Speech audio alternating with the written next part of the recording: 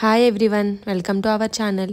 ఈరోజు సగ్గుబియ్యం మరియు బెల్లంతో పాయసం ఎలా చేయాలో ఈ వీడియోలో చూసేద్దాం. పాలనేవి విరగకుండా అలానే టైం గడిచినా కానీ సగ్గుబియ్యం చిక్కబడకుండా పక్కా కొలతలతో ఎలా చేయాలో ఈ వీడియోలో చూసేయండి. అలానే ఛానల్ సబ్స్క్రైబ్ చేసుకోవడం మర్చిపోకండి. ముందుగా ఒక కప్పు సగ్గుబియ్యంలోకి 1.5 కప్పు వాటర్ పోసుకొని ఒక గంట పాటు నానబెట్టుకోవాలి. గంట తర్వాత చూస్తే సగ్గుబియ్యం బాగా నానిపోయి నేను ఇక్కడ లావు సగ్గుబియ్యం తీసుకున్నానండి. ఈ సగ్గుబియ్యం అన్ని నేను ఒక గ్లాస్ కొలతలతో తీసుకున్నాను. మీరు కావాలనుకుంటే ఏ కప్ అయినా యూజ్ చేసుకోవచ్చు. సగ్గుబియ్యం కాచుకోవడం కోసం ఒక గిన్నె కానీ ఒక ప్యాన్ కానీ పెట్టుకొని అందులోకి ఒక కప్పు సగ్గుబియ్యానికి 3 కప్పులు వాటర్ని పోసుకోవాలి.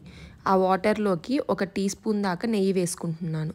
ఈ నెయ్యి వేసుకోవటం వల్ల సగ్గుబియ్యం అనేది అతుక్కోకుండా ఉంటుంది. ఒక పావు టీ స్పూన్ దాకా ఉప్పు కూడా వేసుకుంటున్నాను. ఈ ఉప్పు వేసుకోవటం వల్ల టేస్ట్ అనేది ఎన్హాన్స్ అవుతుంది. ఇలా వాటర్ అంతా బాయిల్ అవటం స్టార్ట్ అయినప్పుడు మనం ముందుగా నానబెట్టుకున్న సగ్గుబియ్యాన్ని వాటర్తో సహా ఈ ప్యాన్లోకి వేసేసుకొని ఒకసారి బాగా కలుపుకోవాలి. సగ్గుబియ్యం ఉడికేటప్పుడు మధ్య మధ్యలో కలుపుకుంటూ ఉండాలి, లేకపోతే సగ్గుబియ్యం అడుగు పట్టేస్తుంది. సగ్గుబియ్యం ఉడికిందో లేదో చెక్ చేసుకుంటూ మీకు కనుక తిగ్గా అయిపోయింది ఇంకా సగ్గుబియ్యం ఉడకలేదనుకుంటే కొంచెం కొంచెంగా వాటర్ యాడ్ చేసుకుంటూ సగ్గుబియ్యాన్ని కుక్ చేసుకోండి. ఎక్కువగా ఒకేసారి వాటర్ యాడ్ చేయకండి. హాఫ్ కప్ అట్లా వాటర్ యాడ్ చేసుకుంటూ కుక్ చేసుకోవాలి. చూసారా, సగ్గుబియ్యం అనేది బాగా కుక్ అయిపోయింది. ఇలా ట్రాన్స్పరెంట్ కలర్లోకి వచ్చినప్పుడు అందులోకి మనం తీసుకున్న కప్పు సగ్గుబియ్యానికి 1.5 కప్పుల దాకా నేను బెల్లాన్ని యూజ్ చేస్తున్నాను. మీరు కనుక కొంచెం తీపి ఎక్కువగా తినే వాళ్ళైతే 2 కప్పుల దాకా బెల్లాన్ని యూజ్ చేసుకోండి. బెల్లం వేసుకున్న తర్వాత ఒకసారి బాగా మిక్స్ చేసుకొని ఈ బెల్లాన్ని కరగటానికి అని చెప్పి స్టవ్ మీద పెట్టేసుకుందాం.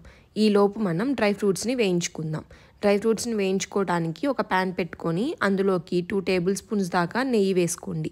నెయ్యి కరిగిన తర్వాత అందులోకి ఒక 10 పలుకుల దాకా జీడిపప్పు వేసుకోవాలి.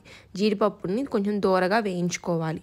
జీడిపప్పులు లైట్గా ఫ్రై అయిన తర్వాత అందులోకి ఒక 10 నుంచి 15 కిస్మిస్ల దాకా వేసుకొని అవి కూడా బాగా ఫ్రై అయ్యేదాకా ఫ్రై చేసుకోవాలి. డ్రై ఫ్రూట్స్ ఇలా ఫ్రై అయిన తర్వాత వీటిని తీసి పక్కన ఉంచుదాం. ఈలోపు బెల్లం అనేది బాగా కరిగిపోయిందండి. ఒకసారి బాగా మిక్స్ చేసుకొని ఇందులోకి మనం ముందుగా ఫ్రై చేసుకున్న డ్రై ఫ్రూట్స్ని వేసుకొని మిక్స్ చేసుకుందాం. మిక్స్ చేసుకున్న తర్వాత ఇందులో టేస్ట్ ఎన్హాన్స్ చేయడం కోసం కొంచెం యాలకుల పొడి వేస్తున్నాను. యాలకుల పొడి వేసాక ఒకసారి బాగా కలుపుకొని స్టవ్ ఆఫ్ చేసేసుకుందాం. ఇలా స్టవ్ ఆఫ్ చేసిన వెంటనే పాలు పోస్తే పాలు విరిగిపోతాయండి.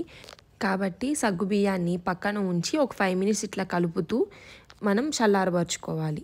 5 మినిట్స్ తర్వాత అందులోకి 1 కప్పు సగ్గుబియ్యానికి 4 కప్పుల దాకా పాలు పోస్తున్నానండి. నేను ఇందాక ఏ కప్ అయితే యూజ్ చేశానో సేమ్ కప్పు యూజ్ చేస్తున్నాను. అలానే ఈ పాలు కాచి చల్లార్చిన పాలు. సో ఈ 4 కప్పులు పోసుకొని బాగా మిక్స్ చేసుకోవాలి. ఈ సగ్గుబియ్యంలో మొత్తం మనం 4 కప్పులు పాలు అలానే 3.5 కప్పుల దాకా వాటర్ యూజ్ చేసాం. ఈ సగ్గుబియ్యం పాయసం ఇప్పుడు చూడటానికి ఇంత పలచగా ఉన్నా కానీ టైం గడిచే కొద్దీ కొంచెం దగ్గర పడుతుంది. అప్పుడు కన్సిస్టెన్సీ అనేది కరెక్ట్గా సరిపోతుంది. ఈ సగ్గుబియ్యం పాయసం చాలా క్విక్గా ఈజీగా చేసేసుకోవచ్చు. వంటికి చాలా అంటే చాలా చలవ చేస్తుందండి. ఎప్పుడైనా క్విక్గా స్వీట్ తినాలనిపించినా లేకపోతే దేవుడికి ప్రసాదాలుగా అయినా కానీ ఈ సగ్గుబియ్యం పాయసాన్ని చేసి పెట్టచ్చు. ఒకసారి మీరు కూడా ట్రై చేసి ఎలా వచ్చిందో కమెంట్ సెక్షన్లో కమెంట్ చేయటం మర్చిపోకండి. Thanks for watching the video.